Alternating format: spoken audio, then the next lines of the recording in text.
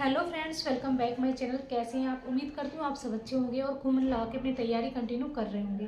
तो आज हम बात करने वाले हैं कि किसी भी एग्जाम के लिए जो हमारा सिलेबस होता है और उनके जो टॉपिक होते हैं उन्हें हमें कैसे कवर करना चाहिए, क्योंकि हर टीचर अपना अलग अलग तरीका बताता है। और आज का जो वीडियो है इसमें मैं आपको ये बताऊँगी कि मैं कैसे पढ़ाई करती हूँ और आपको भी इसी तरीके से करनी चाहिए, जिससे आप फालतू की चीज़ें पढ़ने से बच जाएंगे और आपका जो है टॉपिक भी बहुत अच्छे से कवर हो जाएगा। जहाँ से क्वेश्चन एग्जाम में आते हैं इसी तरीके से आप पढ़ पाएंगे। ठीक है, देखिए यदि आप चैनल पर पहली बार आए तो चैनल को जरूर सब्सक्राइब करें, वीडियो को ज़्यादा से ज़्यादा शेयर करें।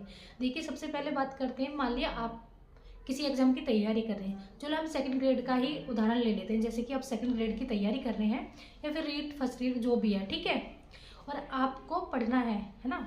आपको क्या पढ़ना है? आपको जैसे भारत की विदेश नीति पढ़नी है। ठीक है, क्या पढ़नी है? विदेश नीति पढ़नी है। तो आपको क्या करना है, कुछ बच्चों के लिए ये टॉपिक बिल्कुल नया होगा, जैसे सेकंड ग्रेड में ना भारत और यूएनओ है ना, ये वाला टॉपिक है। या फिर आप राजस्थान जीके का कोई टॉपिक ले लें, है ना, जैसे कि प्रजामंडल आंदोलन में आप पढ़ रहे हैं। ठीक है, तो पहले सब ये बताते हैं कि पहले हमें थ्योरी पढ़नी चाहिए और उसके बाद हमें जो प्रीवियस ईयर क्वेश्चन है वो करने चाहिए और ज़्यादा से ज़्यादा प्रैक्टिस करनी चाहिए। सही बात है, लेकिन हमें यहाँ करना क्या है, सबसे पहले हमें थ्योरी नहीं पढ़नी। थ्योरी नहीं पढ़नी, क्या करना है, सबसे पहले आपको एक बार जितने भी उस टॉपिक से अब तक आपके एग्जाम में क्वेश्चन पूछे गए हैं सबसे पहले आप उनको पढ़ेंगे। ठीक है, जैसे कि प्रजामंडल आंदोलन आप पढ़ रहे हैं तो आपको पढ़ने हैं जितने भी एग्जाम हुए हैं अब तक प्रजामंडल आंदोलन से जैसे भी क्वेश्चन पूछे गए वो आप एक बार पढ़ लेंगे ना।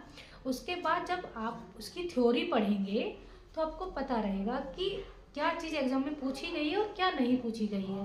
यदि आप नोट्स भी बनाएंगे तो फिर जो फालतू की चीज़ें हैं आप उनको नहीं लिखोगे, सिर्फ टू द पॉइंट चीज़ें लिखोगे। और हाँ, और कोई भी पॉइंट आपका छूटने का नहीं है, क्योंकि जब आप प्रीवियस ईयर क्वेश्चन कर लेंगे ना पहले तो आपको याद रहेगा कि कहाँ से क्वेश्चन पूछा गया था। ठीक है, उसके बाद है ना, जैसे आपने PYQ पढ़ लिया, उसके बाद आपने थ्योरी पढ़ ली। ठीक, फिर दोबारा से आपको PYQ देखनी है। फिर देखना है, पहले तो आप ऐसे ही नॉर्मल पढ़ेंगे, ऐसा नहीं कि बहुत डीपली उन्हें पढ़ लेंगे, बस सिर्फ एक बार अपनी नज़रों के सामने से आपको निकालना है, जिससे आपको ये पता लग जाए कि कैसे कैसे क्वेश्चन पूछे गए थे इस टॉपिक से और मुझे कौन सी चीज़ अपने नोट्स में मेंशन करनी है और कौन सी नहीं करनी। उसके बाद फिर आप जितनी भी आप पर प्रैक्टिस हो पाती है आप करेंगे। ठीक है, हर टॉपिक को आपको ऐसे ही पढ़ना है। ठीक है, मुझे लगता है ये सबसे अच्छा तरीका है हमारा पढ़ने का, क्योंकि मैंने देखा था, मैंने पहले स्टार्टिंग में क्या किया था कि मैं पहले थ्योरी पढ़ती थी, फिर PYQ क्वेश्चन जो भी है मेरे एग्जाम से रिलेटेड वो करती थी।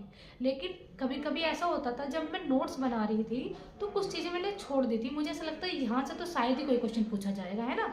लेकिन जब मैंने PYQ करे तब मुझे लगा अरे ये तो मैंने अपने नोट्स में मेंशन ही नहीं किया है। ठीक है, फिर मैंने दोबारा जब जो तरीका अपनाया अपना कि पहले मैंने PYQ पढ़े फिर थ्योरी, उसके बाद दोबारा से जो भी आपका टॉपिक है उससे रिलेटेड आपको तैयारी करनी है। जब आप इस तरीके से पढ़ेंगे यकीन मानिए आपका हर एक टॉपिक बहुत अच्छे से तैयार हो जाएगा और आपका कोई भी कोई भी पॉइंट जो है आपके सिलेबस का आपसे छूटेगा नहीं।